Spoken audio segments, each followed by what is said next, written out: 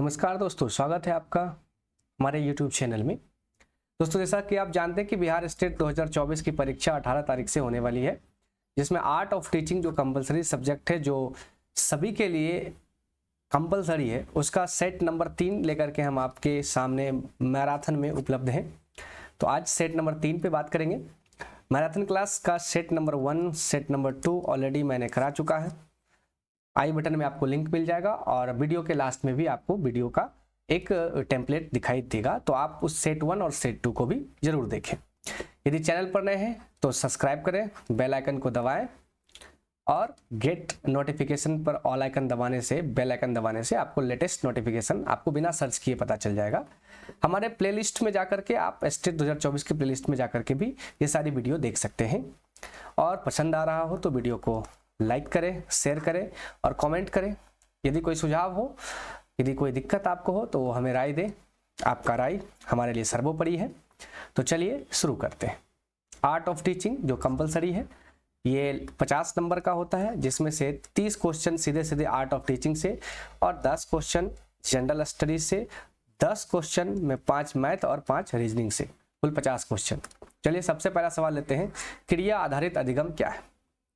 तो क्रिया आधारित अधिगम पर बात करें तो क्रिया आधारित, क्रिया मतलब काम करके जो अधिगम लिया जाता है, यानी कि करके सीखना। देखिए सबसे बेस्ट होता है करके सीखना। ये कई बार एग्जाम में पूछा गया है कि जो बालक होता है वो कब बहुत अच्छे से सीखता है। तो अभ्यास से तो लोग, प्रैक्टिस है, स्मरण है, श्रुत लेखन है, सीखते तो सबसे हैं, लेकिन बेस्ट अगर सीखना हो तो सब करके सीखते हैं, और क्रिया आधारित अधिगम में करके सीखना ही आता है। अगला सवाल लेते हैं। तो अगला सवाल है, अधिगम प्रक्रिया में शिक्षार्थी क्या है। तो ये अधिगम प्रक्रिया जो होती है उसमें शिक्षार्थी जो है, यानी जो स्टूडेंट है, वो क्या है। दोस्तों कमेंट में अपना आंसर बताइए, ABCD क्या होगा। तो अधिगम प्रक्रिया में जो शिक्षार्थी होते हैं वो आश्रित चर होते हैं, क्योंकि जो टीचर होता है वो पढ़ाता है, तो टीचर पे डिपेंड होता है स्टूडेंट। स्टूडेंट को हिंदी में क्या कहते हैं, शिक्षार्थी, जो शिक्षा लेगा। अगला सवाल जवाब दीजिए कमेंट में। तीसरा, शैक्षिक उद्देश्य का मूल स्रोत क्या है। मानव अनुभव, दर्शन, मनोविज्ञान, समाजशास्त्र, क्या है। तो शैक्षिक उद्देश्य का मूल स्रोत, जो शिक्षण का उद्देश्य तय होता है, उसका मूल स्रोत जो है वो होता है दर्शन शास्त्र। तो सही जवाब क्या हो जाएगा, दर्शन शास्त्र। अगला सवाल, उद्देश्य, उद्देश्य क्या है। अमूर्त अबोध सम्मिलित कर सकता है, उद्देश्य मापन में कठिन है, प्रशंसा सम्मिलित कर सकता है। तो उद्देश्य का अर्थ क्या होता है, तो उपरोक्त सभी। अगला सवाल, दर्शन शास्त्र का उपयोग शिक्षा में है, उद्देश्य चयन में है। यानी दर्शन जो है, फिलॉसफी है, फिलॉसफी का उपयोग शिक्षा में उद्देश्य चयन के लिए किया जाता है। दोस्तों फिलॉसफी जो है वो सबको करना ही है, क्योंकि आप सारे सब्जेक्ट का जो देखते हैं मोर, आप क्या करते हो, IA, BA और MA, यानी IA, BA और मरिए, इस तरह की क्लासेज हैं। फिर आप क्या करते हैं, मान लीजिए आपने कोई इंटर में पढ़ा ISC, ISC के बाद BSc, फिर आपने किया MSc, लेकिन उसके बाद सबको PhD करनी होती। यानी हर एक सब्जेक्ट का जो क्षेत्र है वो घूम के कहाँ कूद जाता है, PhD, philosophy of, doctorate of philosophy में। इसलिए जो फिलॉसफी है, दर्शन शास्त्र है, उसका उपयोग जो है शिक्षा के क्षेत्र में उद्देश्य से निहित करता है। बहुत इंपॉर्टेंट सवाल है ये। अगला सवाल है, पारंपरिक शिक्षण है। तो जो पारंपरिक शिक्षण है वो क्या है। तो पारंपरिक शिक्षण जो हमारे यहाँ है वो है निगमन, निगमन विधि। निगमन अब क्या होता है, तो निगमन के अंदर क्या होता है कि जैसे एक शिक्षक बैठे होते थे और सारे स्टूडेंट उनके आसपास आकर के पढ़ते थे। ये पारंपरिक शिक्षण है, पारंपरिक शिक्षण की कला होती है। या सारे स्टूडेंट्स को एक साथ बैठा करके एक टीचर पढ़ा रहा हो, ये निगमन प्रक्रिया है। पहले भी हमारे समय में, पहले भी हमारे वेदों पुराणों में जो पढ़ाई होती थी वो एक होते थे, सारे इकट्ठे होते थे और एक हमारे गुरु होते थे जो पढ़ाते थे। तो चलिए अगला सवाल देखते हैं। एक से या एक अधिक संख्या वाली कक्षा में सबसे उपयोगी विधि क्या है। मतलब जब स्टूडेंट की संख्या कक्षा में ज्यादा हो तो क्या अच्छी विधि हो सकती। तो सबसे अच्छी विधि क्या है कि बच्चे जब ज्यादा हैं तो वाद विवाद, दलगत कार्य, स्व अध्ययन। क्या होगा आंसर? सही जवाब है सी, व्याख्यान। अगला सवाल, शिक्षण का लक्ष्य क्या है? जो हम शिक्षा देते हैं बच्चों का, उसका लक्ष्य क्या है? सूचना प्रदान करना, छात्रों को क्रिया में शामिल करना, ज्ञान अंतर्निविष्ट करना, या व्यवहार में वांछित बदलाव? तो दोस्तों व्यवहार में वांछित बदलाव। जो डिग्री है, जो ज्ञान है, जो शिक्षा है, उसका मूल उद्देश्य यही है कि आपके व्यवहार में चेंज लाना है। कहते हैं ना कि डिग्री तो सिर्फ कागजों में है, डिग्री तो सिर्फ कागजों में है, असली शिक्षा वही है जो व्यवहार में चेंज लाए, यानी चेंज योर बिहेवियर। बालगृह पूर्व प्राथमिक विद्यालय की स्थापना की थी। तो जो बालगृह होता है उसके पूर्व प्राथमिक विद्यालय की स्थापना करने का श्रेय मारिया मंटेसरी को जाता है। Option C is the correct answer. विश्लेषण, रचना, विकास, कार्यान्वयन, मूल्यांकन, ये क्या है? तो ये जो है ये ADDIE है, यानी ADDIE का ये मॉडल है, यानी ई लर्निंग प्रोग्राम को डेवलप करने के लिए इस मॉडल का यूज करते हैं हम लोग। अगला सवाल लेते हैं, किस आयु में बच्चे शब्दों के खेल में शामिल हो सकते हैं और ऐसे चुटकुले और पहेलियों को पसंद कर सकते हैं जिनमें शब्दों का खेल शामिल है? तो 6 से 7 साल का जो बच्चा होता है वो इन चीजों में काफी प्रेरित होता है। तो यहाँ पे ऑप्शन दे रखा है 7, 12, 1, 3, तो 7 इज द करेक्ट आंसर। अगला सवाल है, केरल गिलगान ने कोहल वर्ग के नैतिक विकास के सिद्धांत की आलोचना की है? बिल्कुल की है। तो जो केरल गिलगान नामक व्यक्ति जो है वो कोहल वर्ग के नैतिक विकास की सिद्धांत की आलोचना कर दिया। क्यों कर दिया? इसलिए किया क्योंकि ये नारीवादी दृष्टिकोण से ठीक नहीं था। उनका मानना था केरल गिलगान का कि जो कोहल वर्ग का नैतिक व्यवहार है या विकास है वो नारीवाद के दृष्टिकोण से ठीक नहीं है, क्योंकि ये पुरुषों पर निर्भर है, पुरुषों पर आधारित थी। शैशवावस्था में सामाजिकरण की डैश संस्थाएं प्रमुख रूप से महत्वपूर्ण है, जबकि प्रारंभिक बाल्यावस्था में सामाजिकरण की डैश संस्थाएं महत्वपूर्ण हो जाती है। तो जब बालक शैशवावस्था में होता है तो सामाजिकरण की प्राथमिक संस्थाएं प्रमुख रूप से महत्वपूर्ण होती है, जबकि प्रारंभिक बाल्यावस्था में सामाजिकरण की दूसरी संस्थाएं। अब ये संस्थाएं जो माध्यमिक संस्थाएं, ये दूसरी संस्थाएं कौन होती है? तो किसी भी बालक का सामाजिकरण जो होता है, ऑप्शन सी सही है, सामाजिकरण सोशलाइजेशन जो होता है वो सबसे पहले परिवार करता है। तो परिवार उसका सबसे पहला स्रोत है, यानी प्राथमिक स्रोत है। उसके बाद बच्चा आस पड़ोस में जाता है, फिर स्कूल में जाता है, यहाँ उसका सामाजिकरण होता है। अगला सवाल, अच्छे शिक्षण के लिए क्या आवश्यक है? यदि अच्छा शिक्षण आपको करना है तो आपको क्या आवश्यकता है? उपचार है, निदान है, प्रतिपूर्ति है। तो अच्छे शिक्षण के लिए तो हमें लगता है कि ऑप्शन सही होना चाहिए। एकदम सही आंसर ऑप्शन सी, डी है, उपरोक्त सभी। तो उपचार भी, निदान भी, प्रतिपूर्ति भी। अगला सवाल लेते हैं 15, शिक्षण सहायक सामग्री का उपयोग निम्न आधार पर उचित है। तो जो शिक्षण सहायक लर्निंग टीचिंग मटेरियल है जो सहायता करता है शिक्षक को, किस आधार पर ये उचित है? तो ये जो लर्निंग टीचिंग मेथड्स के लिए इस्तेमाल करने वाली जो सामग्री है, सहायक सामग्री, वो सीखने के कार्यों में छात्रों को प्रभावी भागीदारी बनाता है। कक्षा में अनुशासनहीनता की समस्या को कम करते हुए लर्निंग जो शिक्षण सहायक सामग्री है, जो लर्निंग टीचिंग मटेरियल है TLM, वो शिक्षण को सहायता करता है। तो उसके लिए अनुशासन, ये तो सवाल गलत है, ये ऑप्शन गलत है। ध्यान आकर्षित कराता है, सीखने में अनुकूलित करता है, सीखने के कार्यों में छात्रों को प्रभावी भागीदार बनाता है। पाठ्य पुस्तक मदद करती है? बिल्कुल मदद करती है। छात्रों का मार्गदर्शन करने में? एकदम सही बात है। शिक्षकों का मार्गदर्शन करने में? एकदम सही बात है, यानी ए और बी दोनों इज द करेक्ट आंसर। अगली सवाल है 17, भारत का सबसे पुराना पुस्तकालय कौन सा है? तो एशियाटिक सोसाइटी लाइब्रेरी मुंबई नहीं है, कैनरा पब्लिक ये भी नहीं है, दिल्ली नहीं, Kolkata. Kolkata is the correct answer. National library of India Kolkata. National library of India Kolkata की जो स्थापना हुई थी 1948 में हुई थी, अंग्रेजों के समय के जस्ट बाद। इंपीरियल लाइब्रेरी इसका इसलिए नाम था। 1948 का एक एक्ट आया था अंग्रेज के जस्ट बाद, जिसको इसको राष्ट्रीय संस्था का महत्व दिया गया। शिक्षक प्रभावशीलता की प्रकृति है? बिल्कुल, वैज्ञानिक, कलात्मक। तो शिक्षक जो है वो प्रभावशीलता का प्रकृति है, नेचुरल जो है उस शिक्षक का वो वैज्ञानिक ही होना चाहिए।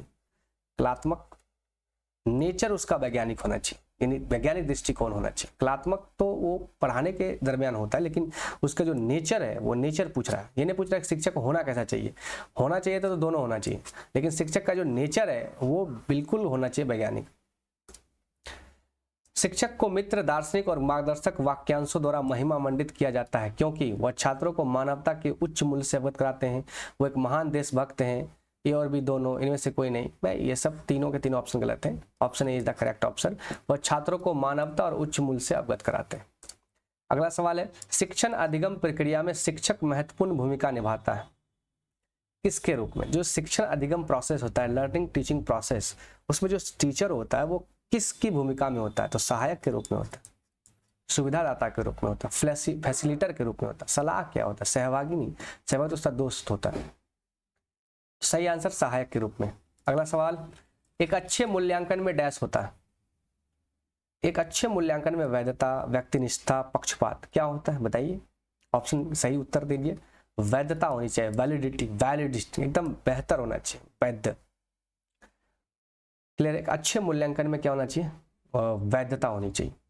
अगला सवाल लेते हैं, निम्नलिखित में से कौन मूल्यांकन का प्रकार नहीं है? मूल्यांकन का प्रकार कौन नहीं है? ऑप्शन बी वाद विवाद, ये मूल्यांकन का प्रकार नहीं है। अगला सवाल, मूल्यांकन संबंधित है विषय से, उद्देश्य से, अधिगम प्रक्रिया से। जो मूल्यांकन होता है वो विषय से तो है ही, अधिगम प्रक्रिया से तो है ही कि कितना बच्चा हमारा प्रोसेसिंग में सीखा और लास्ट में क्या उद्देश्य प्राप्त किया। तो उपरोक्त सभी इज द करेक्ट आंसर। निम्नलिखित में से कौन सा कथन पाठ्यचर्या से संबंधित नहीं है? यानी पाठ्यचर्या से संबंधित नहीं है। सी, यह शिक्षकों के वृत्तिक विकास से संबंधित है। यह पाठ्यचर्या, यहाँ देखिए निगेटिव वर्ड है। यह छात्रों के अधिगम अनुभव से संबंधित है, तो पाठ्यचर्या तो संबंधित है ही। यह अध्ययन के कार्यक्रम से संबंधित, ये तो पॉजिटिव बात है। यह पाठ्यक्रम रूपरेखा की संरचना, यह भी पाठ्यचर्या का रूपरेखा है। यह शिक्षकों की वृत्तिक विकास से संबंधित है, ये चीजें गलत है, ये नहीं है, नेगेटिव है। पाठ्यक्रम भाग है, तो जो पाठ्यक्रम है हमारा, जो सिलेबस होता है, देखिए एक होता है सिलेबस, एक होता है करिकुलम।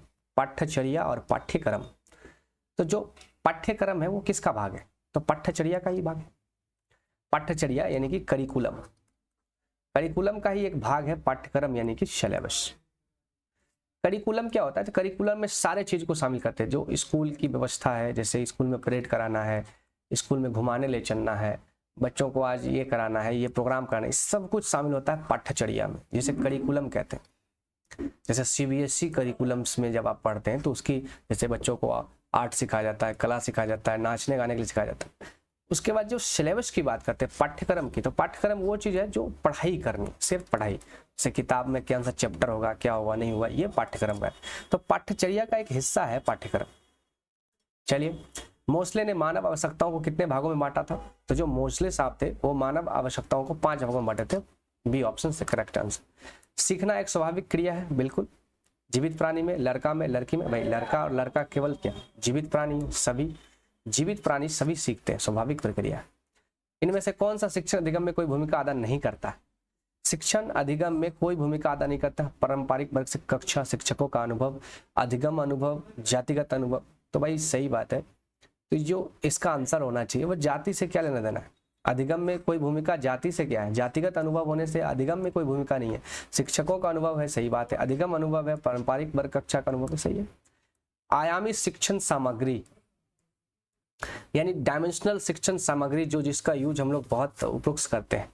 तो शिक्षण सामग्री में मॉडल, बहुत अच्छी बात है, मॉडल होनी चाहिए। चार्ट पेपर, बहुत अच्छी बात है। वस्तुएं, कोई मेथड, कोई चीजें, एक्स्ट्रा चीजें हैं, वस्तुएं हैं, तो वो भी होनी चाहिए। तो आयामी शिक्षण सामग्री यानी कि आयाम का मतलब क्या क्या डायमेंशंस पे टीचिंग होनी चाहिए, तो मॉडल पे होनी चाहिए, चार्ट पेपर तो होनी चाहिए, कोई आर्टिकल्स होना चाहिए। ये सारी चीजें तो शिक्षण अधिगम को बेहतर बनाती है, ये सामग्री तो चाहिए चाहिए। तो उपरोक्त सभी इज द करेक्ट आंसर। अगला और 29 हैंड्स ऑन सीखने का अर्थ क्या है? हैंड्स ऑन, तो हैंड्स ऑन का अर्थ होता है करके सीखना, ठीक है। हैंड्स ऑन यानी खुद से करिए, हैंड्स ऑन। तो ये 30 सवाल थे दोस्तों। आपको पता है कि आर्ट ऑफ टीचिंग में से 30 सवाल आते हैं। फिर 10 सवाल जीएस के, 10 सवाल मैथ रीजनिंग से। तो चलिए अब जो सवाल आएंगे 10 जीएस के। सुभाष चंद्र बोस को देश का नायक किसने कहा था? तो रविन्द्रनाथ टैगोर ने कहा था। ये बहुत अच्छा सवाल है। जब त्रिपुरी में 1938 में जब सुभाष चंद्र बोस हमारे कांग्रेस के, जो भारतीय राष्ट्रीय कांग्रेस था, उसके अध्यक्ष चुने गए थे, तब रविन्द्रनाथ टैगोर ने उन्हें नायक की उपाधि दिया था। अगला सवाल लेते हैं, निम्नलिखित में से किस हिल स्टेशन को भारत का मिनी स्विट्जरलैंड कहा जाता है? तो मिनी स्विट्जरलैंड जो है वो भारत के खजियार को कहा जाता है। खजियार, जी हाँ, खजियार हिमाचल प्रदेश में डलहौजी नगर से प्रसिद्ध है। हिमाचल प्रदेश में डलहौजी नगर। अगला सवाल लेते हैं, पीई शेयर बाजार में सबसे चर्चित अनुपातों में से एक पीई क्या दर्शाता है? तो पीई दर्शाता है जो आपका अनुमानित कमाई की जो कीमत है, प्राइस टू अर्निंग को दर्शाता है। चौकीदारी विरोधी अभियान भारत के किन भागों में लोकप्रिय था? तो बिहार बंगाल में था। ये सविनय अवज्ञा आंदोलन जो 1930 में गांधी जी द्वारा चला था, उसमें था चौकीदारी विरोध आंदोलन। यह टैक्स देने की प्रथा थी, उसे विरोध किया गया। अगला सवाल है, भारतीय संविधान की 10वीं अनुसूची निम्नलिखित में से किस पहलू से संबंधित है? तो दल बदल से है। 10 से 2 से दल और 2 से 10 दल बदल। क्लियर है? आगे चलते हैं।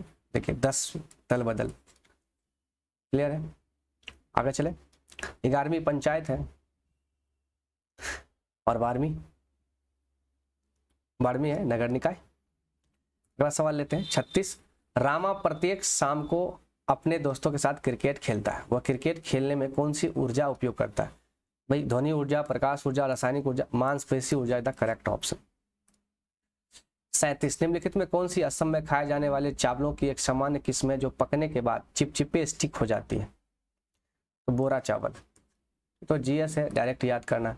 जब हम ईंधन जलाते हैं तो हमें प्राप्त होती है ऊष्मा एवं प्रकाश, दोनों प्राप्त होती है। एनर्जी, हीट तो होती है और लाइट भी मिलती है।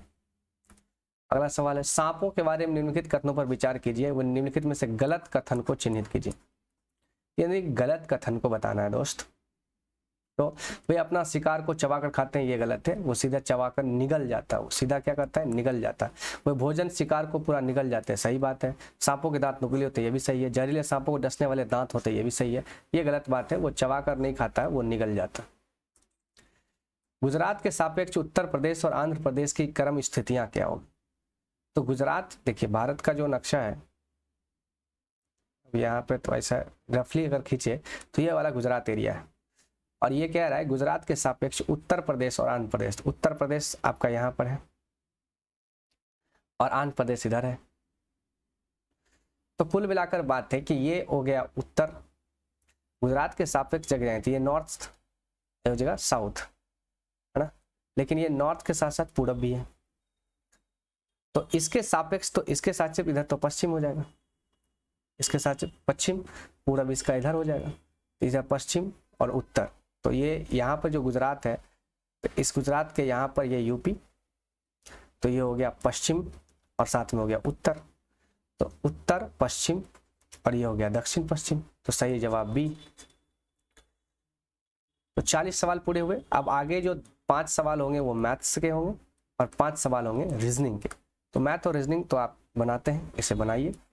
ये सवाल मैं यहाँ नहीं इंक्लूड करता हूँ क्योंकि आर्ट ऑफ टीचिंग में 30 सवाल और 10 सवाल जीएस के, ये वो 10 सवाल तो बनाने वाले हैं। तो वो अर्थमेटिक के 10 सवाल बहुत, 5 मैथ और 5 रीजनिंग, वो प्रैक्टिस का है। आप प्रैक्टिस कर लें घर पर मैथ और रीजनिंग का, जनरल अर्थमेटिक का। आज के लिए इतना ही है। 40 क्वेश्चन खत्म होता है। ये सेट 3 हमारा कंप्लीट हो गया है। शाम तक या कल तक आपको सेट 4 मिल जाएगा। इसी तरह हम लगभग 20 से 25 सेट कराएंगे, जिसमें से सारे आपके 30 सारे के सारे 40 सवाल कवर हो जाएंगे, 40 नंबर कवर हो जाएगा। और 10 नंबर तो आप खुद से प्रैक्टिस करें, मैथ और रीजनिंग की प्रैक्टिस कर लें, वो बेस्ट रहेगा। तो आज के लिए इतना ही, दीजिए इजाज़त। जय हिंद, जय भारत।